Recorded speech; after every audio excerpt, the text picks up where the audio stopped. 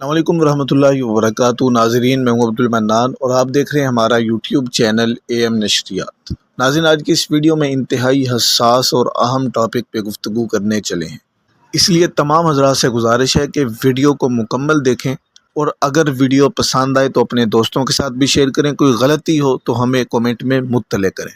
بنا time waste کیے اپنے اصل ٹاپک کی طرف چلتے ہیں۔ ناظرین، آپ ذرا جانتے ہیں کہ مشرقی وسطیٰ کے اندر جب سے ہنگامی اور جنگی صورتحال بنی، اس وقت سے جیسے ان ممالک کے اندر ہنگامی اور افراتفری مچی ہوئی ہے، ہنگامی صورتحال ہے، جیسے ایران، اسرائیل، امریکہ اور دیگر ممالک ہیں، اسی طریقے سے وطن عزیز ملک پاکستان کے اندر بھی ایک ہنگامی صورتحال پیدا ہو چکی ہے۔ جگہ جگہ پر مختلف لوگوں کی طرف سے سرکاری املاک کو اور عوامی املاک کو نقصان پہنچایا گیا، اور ایک جگہ کے بارے میں تو آ رہا ہے کہ فوجی جوانوں کو نذر آتش کیا گیا۔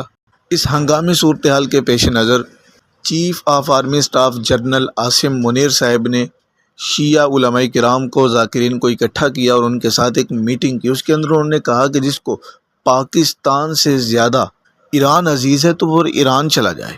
وہاں سے واپسی پر مختلف شیعہ ذاکرین کی طرف سے بہت زیادہ افراتفری اور ہنگامہ مچایا گیا۔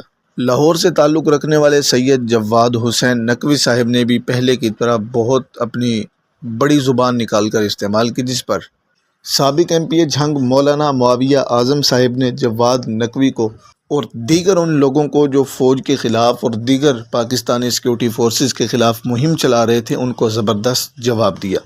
انہوں نے کیا جواب دیا؟ اگر ان کا جواب سننا چاہتے ہیں تو لنک ڈسکرپشن میں موجود ہے، آپ وہاں جا کر ویڈیو دیکھیں اور معاویہ اعظم صاحب کا ان کو جواب دیکھیں، اور حکومت سے انہوں نے بڑا مطالبہ بھی کیا ہے، وہ بھی سنیں۔ لنک